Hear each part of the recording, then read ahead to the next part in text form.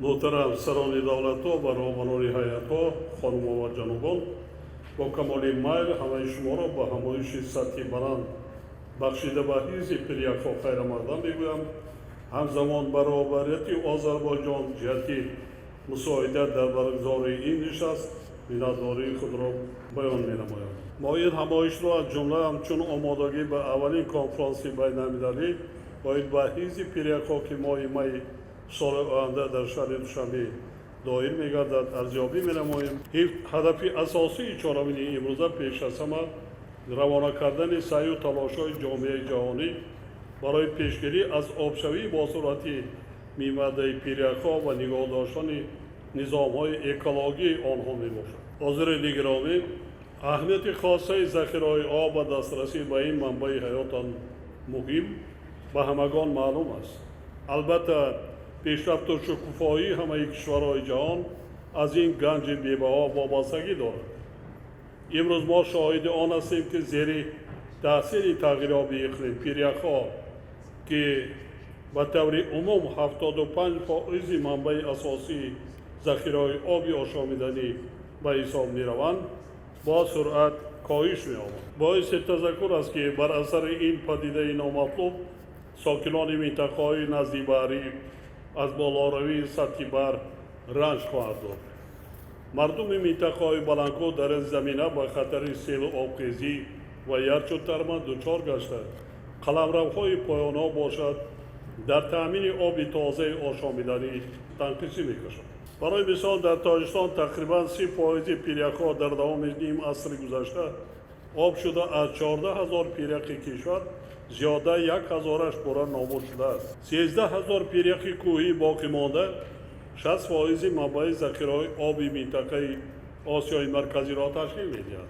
محترم اشتراکداران همایش، قطعنامه مجمع عمومی سازمان ملل متحد عاید به اعلان سال 2025 همچون سال بین‌المللی حفظ پریاکا با ابتکار تاجیکستان و دستگیری جامعه جهانی محض با در نظر داشت مهمیت این مسئله قبول گردید.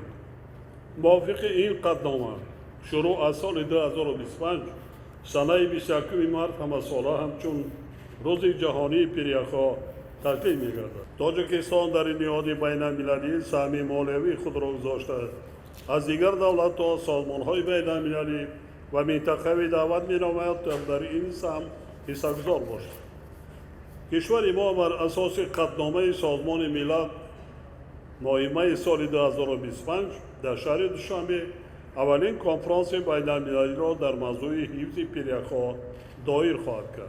هدف از این سند مهم بین‌المللی ادامه عمل‌های مؤثر در مسئله حفظ پریاکا و بلند برداشتن آگاهی جامعه جهانی از این موضوع مبرم میباشد. تقویت فهمیش علمی ما در موضوع پریاکا بی‌شبهه برای تهیه استراتژی‌های مؤثر حفظ پریاکا و تأمین دسترسی درازمدت با آب نوشابه مساعدت خواهد. این امر میتواند در روند مبارزه با نارسایی آب و بالاروی سطح بر نقش مؤثر داشته باشد. در برابر این جلب ذخیره‌های مالیوی جهانی به این مقصد از جمله به بنیاد مخصوص حفظ پریاکا ضرور دانسته می‌شود.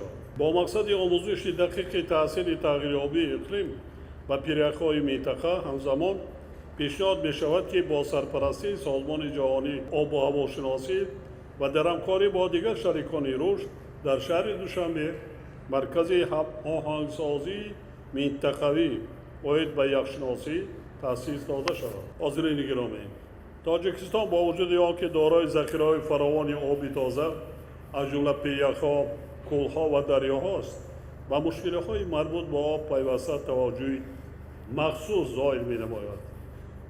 کشور ما موضوعهای وابسته به ذخیره‌های آب، استفاده عاقلانه و ثمرناک آنها، اینچنین حفظ پریاکا را از اولویت‌های سیاستی دولتی خود معین کرده است. پشتیبانی از تشبس‌های تاجیکستان در سمت آب و اقلیم از جانب جامعه جهانی توسط 14 قطعنامه مجمع عمومی سازمان ملل متحد صورت گرفته است که تجسمگری نقش فعال و کلیدی کشور ما در پیشبرد این روزنامه در سطح بین‌المللی میباشد.